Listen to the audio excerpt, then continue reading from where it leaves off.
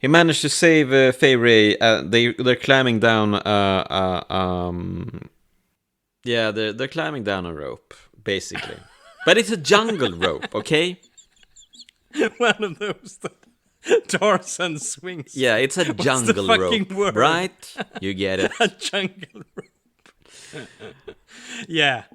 This is going great, man.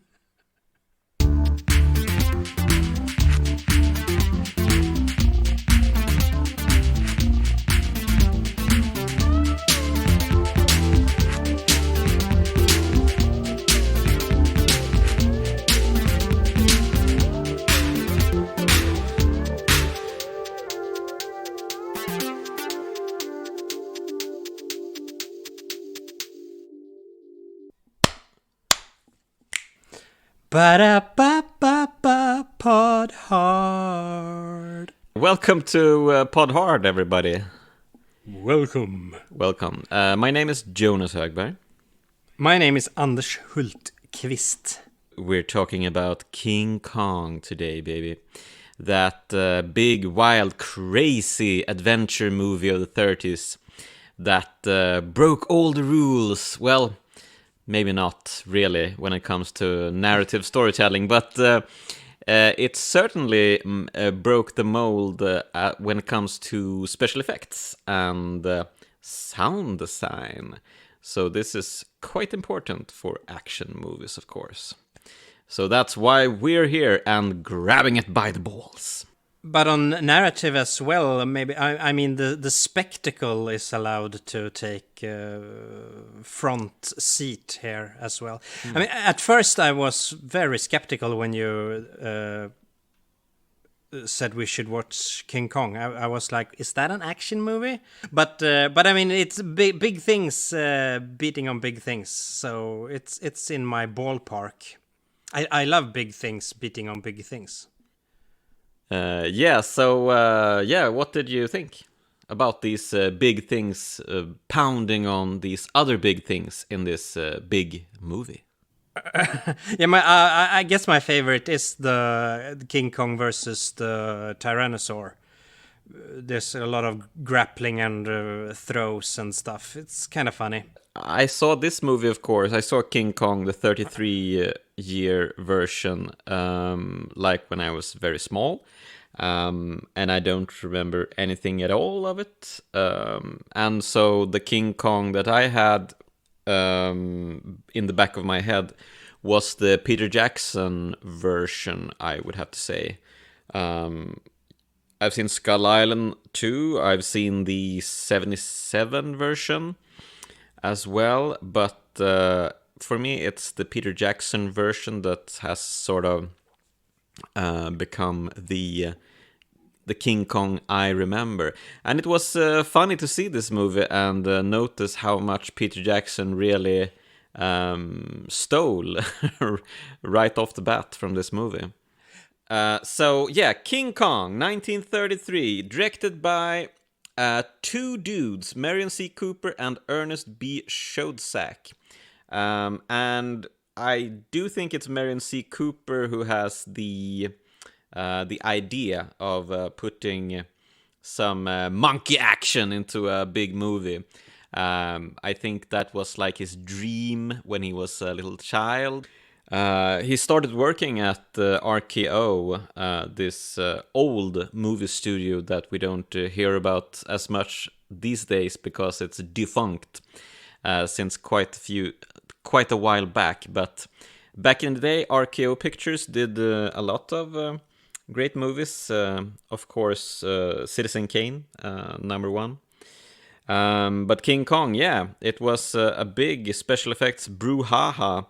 And they really went to town with the special effects on this movie, man. I mean, they made King Kong like robot King Kong models. They made like 4 different versions. You got the big robot hand, you got the big robot face, and I think they had a couple other models. And then they had these stop motion characters, which I'm guessing they built of some rubber and stuff like that, and they glued fur onto this creation, and it was a hassle to get all of these different components to work together. The animation is great. I could live without those close-ups on the robot Kong. Looks pretty odd. Yeah, it looks quite silly. It's something about the teeth and the eyes make him appear very goofy-like. But on the stop-motion model, he has great expressions and stuff. So yeah, that's weird. The stop-motion model is actually way, way, way better than the model they used for the close-ups, which sort of begs the question: didn't they realize this when they made the movie? I mean, sure, they needed to have the robot hand for grabbing on to Fay Ray's heroin, but and the big head is chewing on people from time to time. But it's a pretty cool effect. Yeah, but the first time, but the second. Yeah, he just puts them in the mouth and have them there for a while. So, but yeah.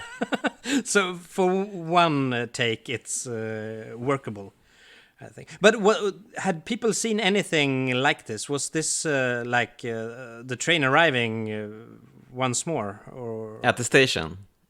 Yeah, at the station. At the station. Have people seen anything like it?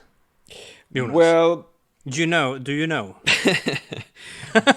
I don't know. Do anyone know? I don't know, really. No. But, I mean, we of course know that King Kong is heralded as this big showcase for both stop motion, robot models, sound design, everything. But as with everything we're talking about, we can't be sure that nobody else has done this before. But no. It didn't reach the same heights as King Kong did, of course. Maybe it was all those different parts that really gelled and, made the movie the success it was.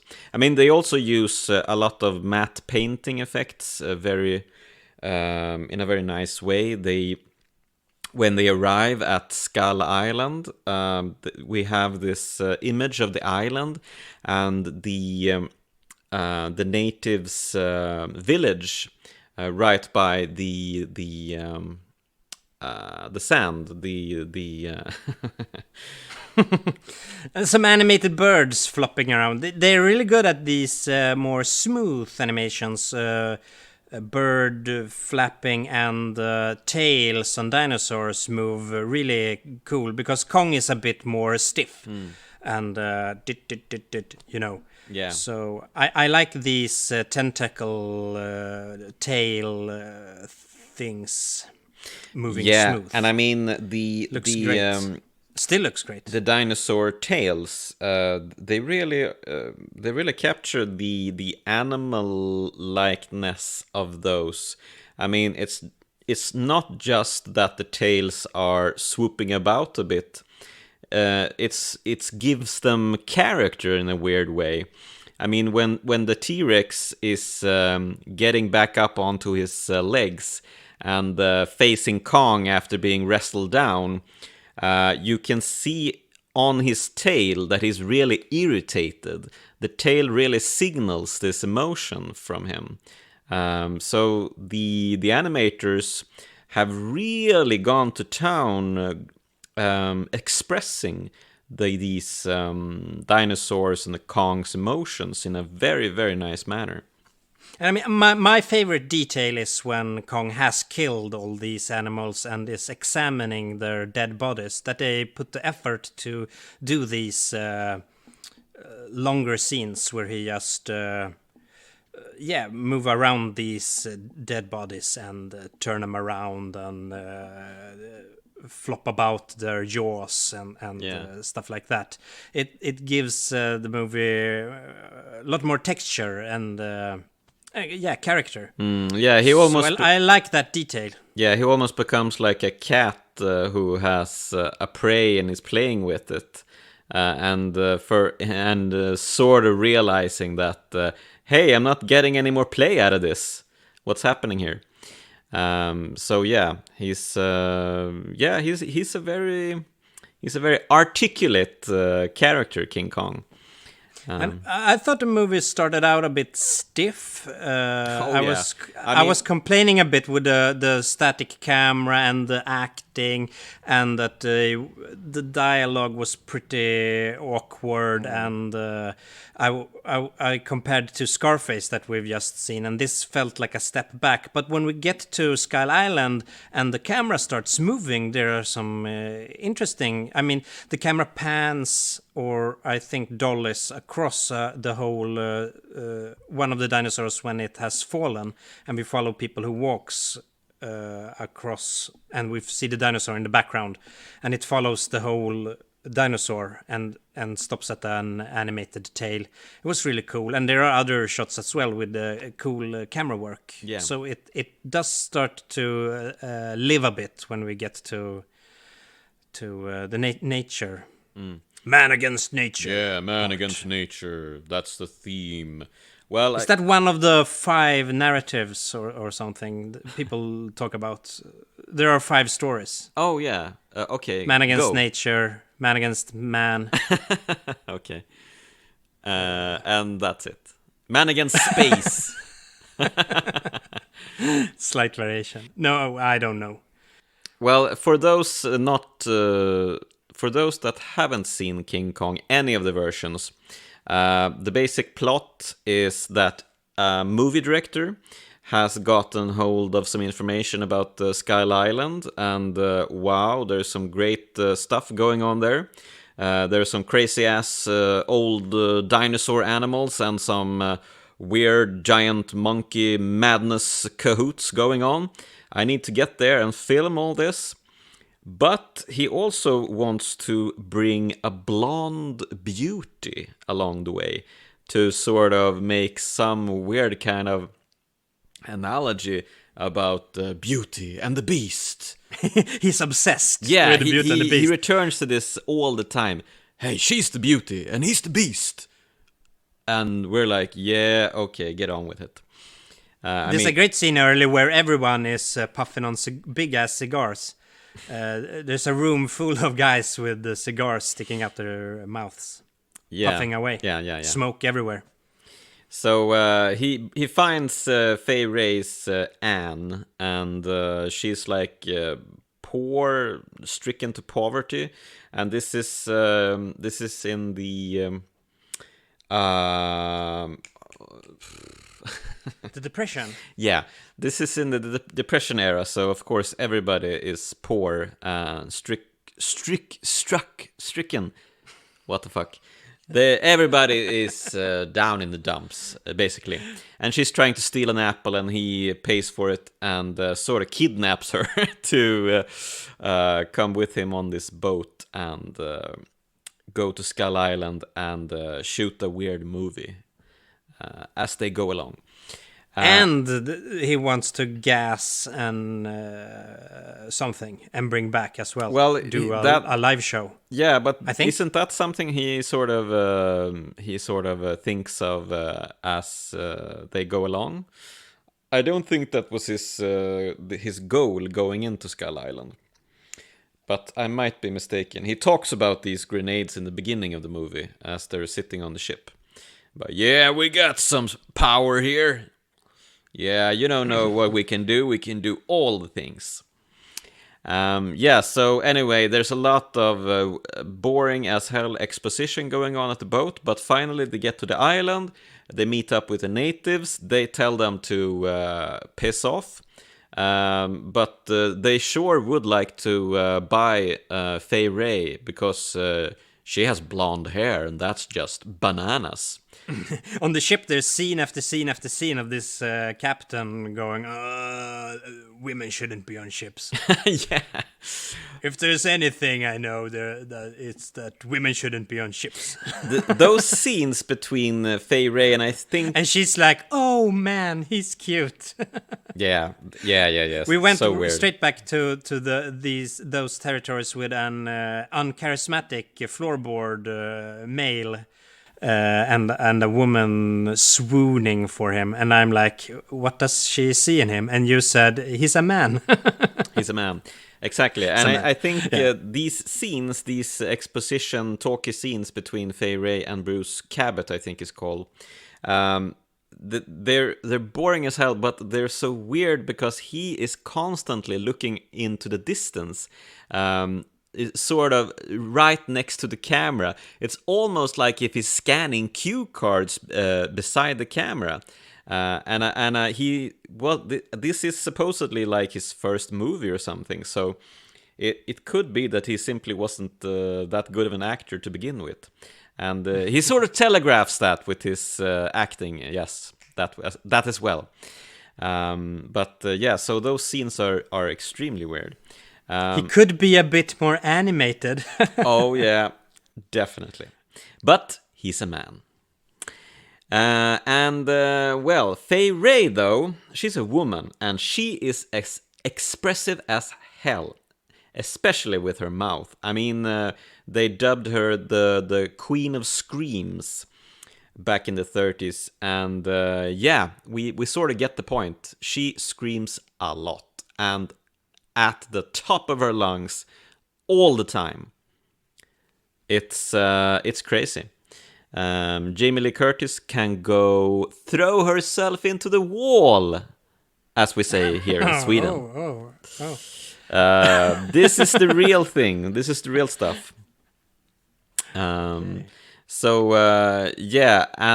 once they finally get into the action, I mean, the natives kidnap Fay Wray and offers her to King Kong. He comes and grabs her and hauls ass into the jungle, and all of the shipmates and the director and the captain, they follow suit, and yes, all of these great dinosaur action bits ensues. First, we have a big set piece, or just a showcase. Yeah, it's a set piece extravaganza, really. They're ticking him off one by one in a very short manner. So first we got a Stegosaurus Battle, which included that great pan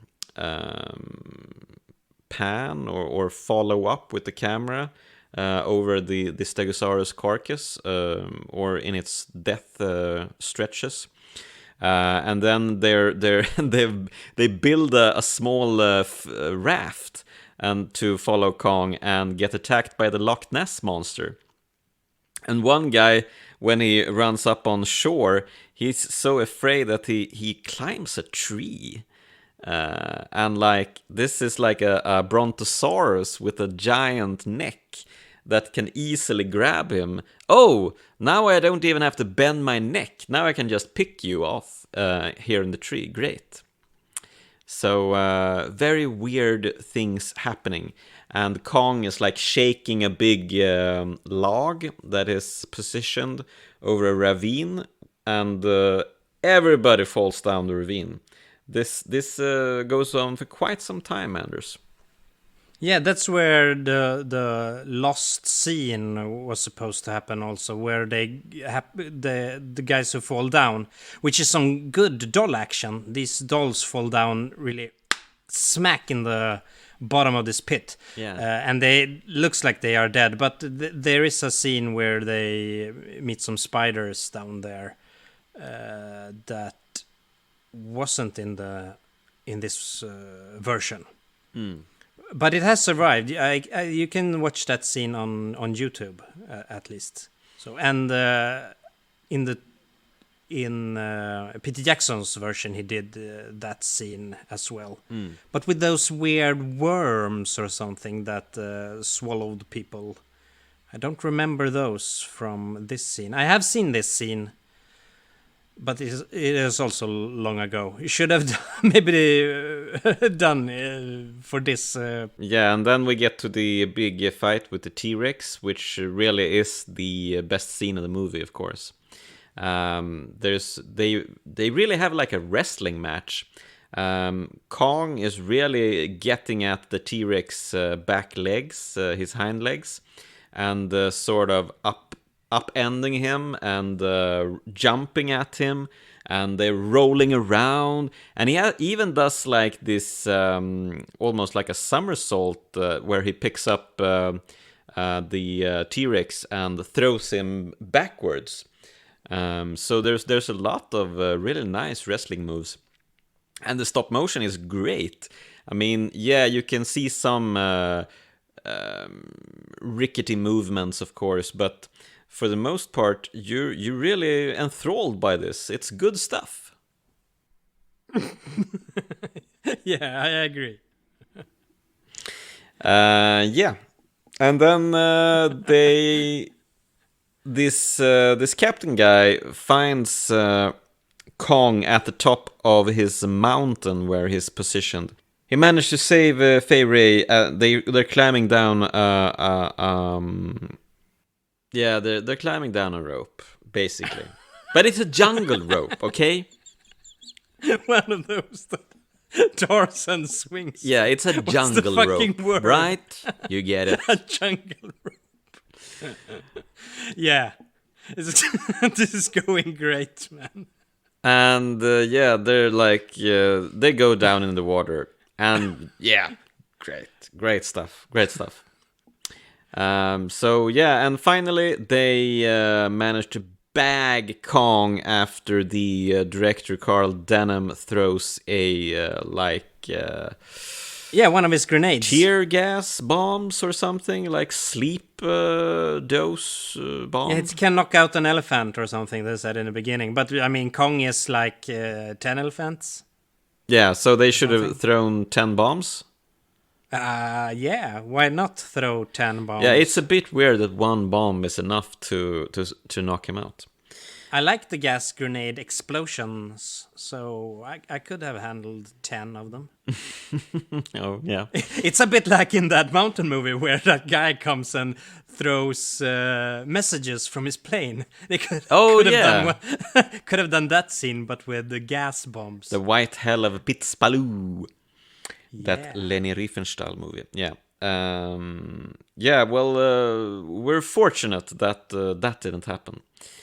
But we do get an excellent cutaway to New York. We don't have to follow on a trip back to New York, because there was some genius scriptwriter that came in and said, hey, why are you thinking about how they should transport King Kong? Let's just do an epic cut back to New York. And I wish more movie makers thought this way, to cut out the boring bits. I wish more podcasters thought about that as well. Okay. Wow, being very cheeky today. Very, very cheeky. I think you all know what happens next. King Kong breaks loose after a bunch of photographers shoot off their flashes towards Fay Ray, and he wants to protect her, so he runs after her. She runs up into a skyscraper, I'm guessing. It's like their home in a big house, and he instantly climbs the house and managed to find her. And you're safe here, this floorboard captain says. Yeah, and instantly he is outside the window snooping in. Yeah, doing pretty funny facial expressions. Yeah, it sort of looks like he's a peeping Tom almost, like, oh yeah, what's going on in here? All right, let's have a look. I'm on candid camera. And he grabs Fay Ray and he hauls ass. Yeah, and Captain Loverboy attacks Kong with a chair. Yeah. Pretty brave stuff. And he breaks immediately and he passes out. Directly. What a hero. On impact, he passes out. Pretty good shot. So, Kong attacks the subway. Yeah, I don't remember this shot from the Peter Jackson version. Maybe he didn't use that. I don't know. But yeah, I don't remember either. It's a very nice image when he sort of has made a giant hole in the subway rails and is sticking up his head as a train is approaching. Yeah, great. Yeah, and he smacks that train wagon, boom, boom. Wow, and I mean, full of people. Yeah, this movie is brutal, man. I mean, King Kong goes to town on people. He smashes them into the ground with his fists and his feet. And he pushes them down in mud. Yeah, he goes bananas, full force, and he's chewing on people. There's great shots when he is in the background and throws houses. This is on the island, so throwing more like huts, and they hit people in the foreground, trying to run away. Yeah. Innovative and they repeat stuff. This a couple of times, and it's really well made. I liked that idea, and someone else did too, because it's repeated at least 3 times. Yeah, good stuff. And so finally he climbs Empire State Building, which was pretty high, recently made. I think recently made and pretty high. Yeah, it's like well, at the time it was the highest building in the world, so aptly the largest creature. Well, maybe not as large as a blue whale, of course. Oh man, I'm instantly shot down with my theories about largeness here. But yeah, King Kong climbs the building, and the captain dude has like a talk with the like. We don't even know what the captain dude is called. Yeah, his character's name, I don't know, but Bruce Cabot is the dude playing him. But the captain dude is having this talk with the commissioner of New York City. I don't know why he's there with the commissioner, but it's like, oh man, so King Kong has climbed up the Empire State Building. We can't get to him. He's too far away. What can we do? And the captain dude is like, so yeah, maybe we could attack him with airplanes. And all of the other persons in the room go like, yeah, we can attack him with airplanes. What a great idea. Let's go, everybody. And they have this mad dash out the door. Do you think Captain Dude dreams about being a pilot? Well, he dreams about being a genius, obviously, because that's what he is in this scene. Nobody could have thought of this. Let's use airplanes. Wow.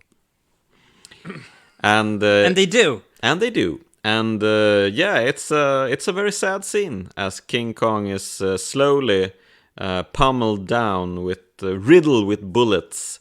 And taking a fond farewell to Fay Wray, and he does play it like a drama queen at the end, I have to say.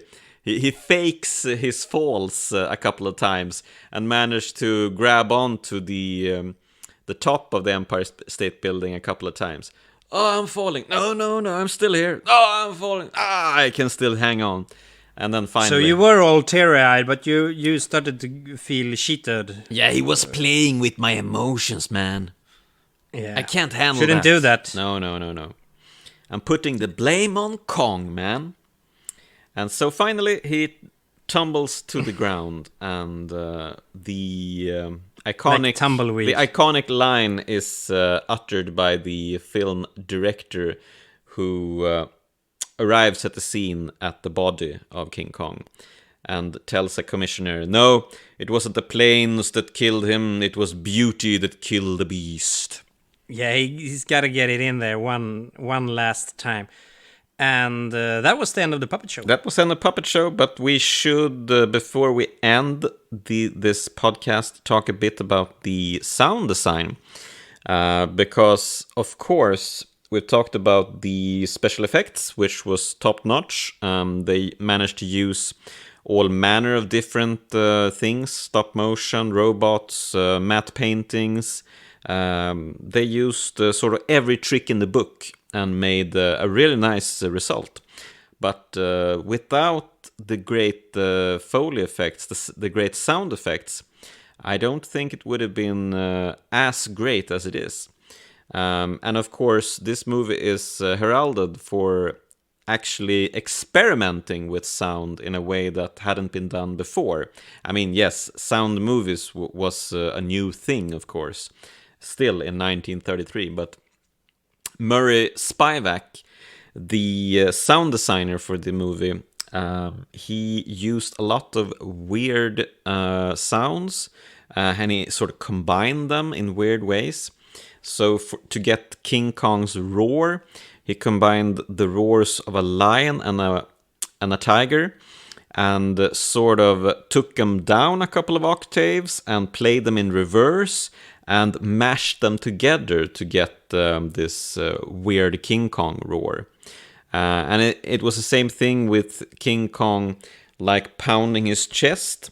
There is actually a fantastic image of Murray Spivak recording these things in an old, I don't know what the publication is called, but it's like Great Inventions or something, an old magazine from the 30s that was on set when Murray Spivak was recording all these great sound design effects, and so they were looking for that perfect sound to get King Kong's pounding his chest. And first they tried to pound all manner of different things, but they needed to get that fleshy feeling. So finally they positioned a dude. They pulled out great big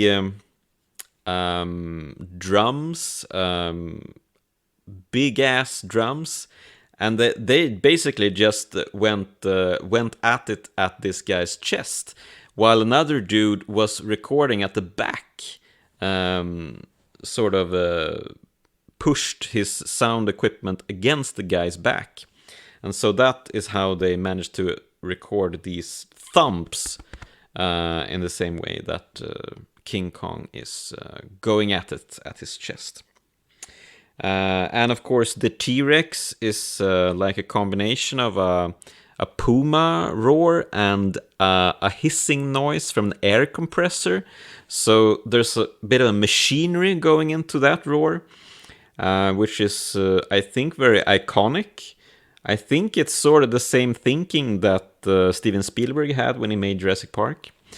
So that is like how we perceive dinosaurs in this day. So yeah, a big props to Murray Spivak for revolutionizing the use of sound. Cool story, bro. Yeah, man.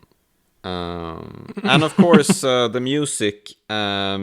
We recently just saw a movie with no music.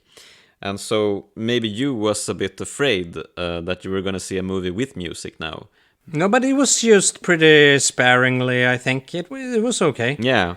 The composer, Max Steiner, people call him like the father of film music. He scored Casablanca, The Searchers, and Gone with the Wind. So he made a lot of these booming, soaring... But you said he wasn't afraid of silence. Yeah. He didn't want music all the time, as is so often the case in movies from the 30s and the 40s. It's like this carpet of music all the time. But he mentioned that music should come and go and serve scenes with coming and going.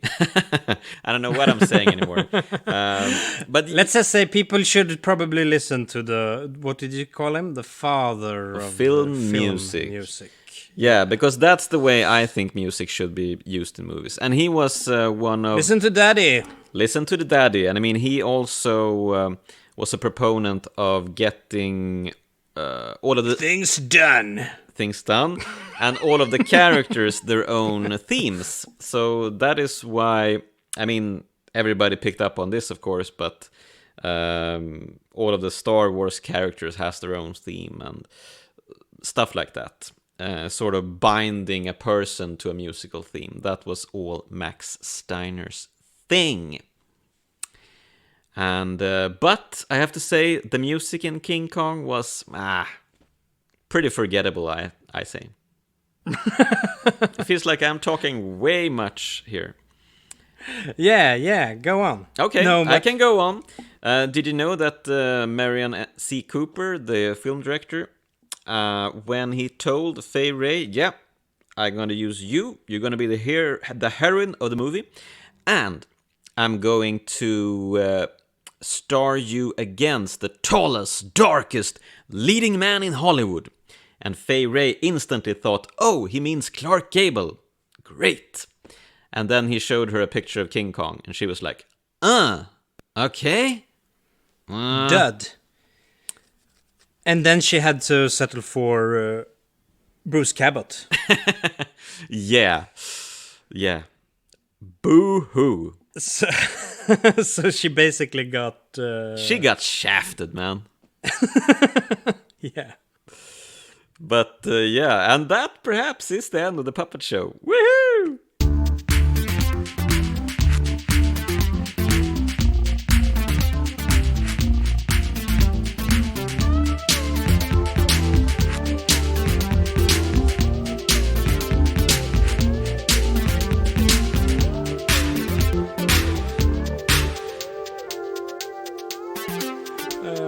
I wish I had something to add. But I have to say, it was fun seeing King Kong.